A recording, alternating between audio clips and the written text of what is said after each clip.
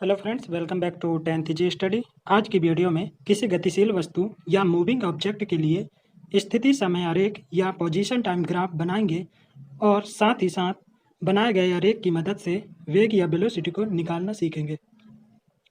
मान लेते हैं एक ऑब्जेक्ट जो कि कार है, जब टाइम 0 सेकेंड था उसकी स्थिति x इजकल टू 0 मीटर थी और t इजकल टू 2 पे x is equal to 5 metre, t is equal to 4 second पे x is equal to 10 metre, t is equal to 6 second पे x इजकल टू 5 मीटर और t इजकल टू 8 सेकेंड पे x is equal to 20 metre हो जाती है।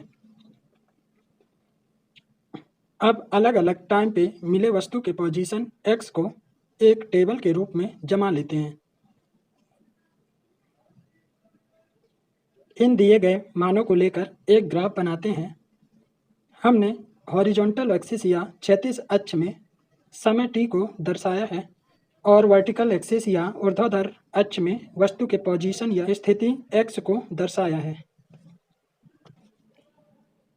अब हम अलग अलग समय पे वस्तु के अलग अलग स्थिति को ग्राफ में इस तरह बिंदुओं द्वारा अंकित कर लेते हैं।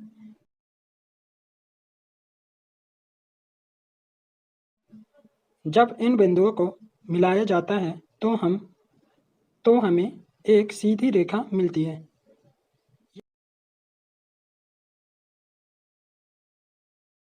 यह ग्राफ एक समान गति कर रहे किसी वस्तु के लिए था। इस तरह से हमने एक गतिशील ऑब्जेक्ट के लिए स्थिति समय ग्राफ प्लॉट कर सकते हैं। नेक्स्ट टॉपिक है स्थिति समय ग्राफ से वेग का परिकलन। अब हम इस ग्राफ की मदद से वेग को निकालना सीखेंगे। हमारे पास सेम तरह का ग्राफ है। इस ग्राफ में कहीं पर भी दो बिंदु, एक ए और दूसरा बी लेते हैं। मान लेते हैं जब वस्तु ग्राफ के पॉइंट ए पे रही होगी उस समय टाइम t1 और पोजीशन x1 थी, तथा जब वस्तु बी पर पहुंच जाती है उस समय टाइम t2 और पोजीशन x2 हो जाती है। क्या आपको पता है इस ग्राफ में सरल रेखा AB का स्लोप या ढाल हमें वेग देता है। वेग निकालने से पहले हम ढाल या स्लोप को समझते हैं। इस ग्राफ में लाइन AB क्षैतिज अक्ष के साथ जितना कोण या एंगल बनाती है वह उसका स्लोप या ढाल कहलाता है।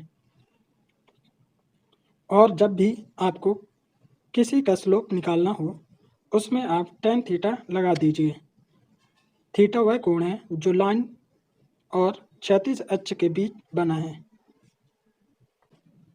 अभी तक स्लोप क्या होता है उसकी स्टोरी आपने जान ली है। अब इस ग्राफ में सरल रेखा AB का स्लोप निकालने के लिए बिंदु A से क्षैतिज में दाईं ओर एक रेखा खींचिए और बिंदु B से लंबवत नीचे की ओर एक रेखा खींचिए।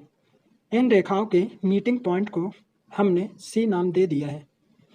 अब इसका ढाल tan theta is equal to BC upon AC हो जाएगा। BC का मान निकालने के लिए x2 तक की लंबाई में से हमने x1 तक की लंबाई को घटा दिया है। तब हमें BC की लंबाई x2 माइनस x1 मिल जाएगी। सेम AC का मान निकालने के लिए यदि हम t2 टाइम में से t1 टाइम को घटा दें तब हमें AC का मान t2 माइनस t1 मिल जाता है। इन मानों को हम tan थीटा में रख देते हैं। तब यह tan theta is equal to x2 minus x1 upon t2 minus t1 हो जाता है। क्या आपको पता है वेग की परिभाषा? वेग इजकल टू विस्थापन अपॉन समय अंतराल होता है। इसको हम गणितीय रूप में v is equal to x2 minus x1 upon t2 minus t1 लिखते हैं।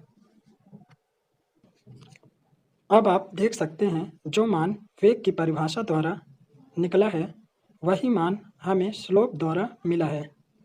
तब हम कह सकते हैं स्थिति समय आरेख का स्लोप हमें वेग या वेलोसिटी देता है।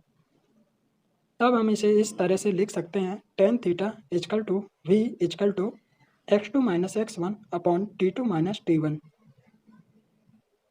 जहाँ पे v वेग है और x2 माइनस x1 उस दो बिंदुओं के बीच की लंबाई है तथा T2 माइनस T1 उन दोनों पॉइंट के बीच तय की गई दूरी में लगा हुआ समय है।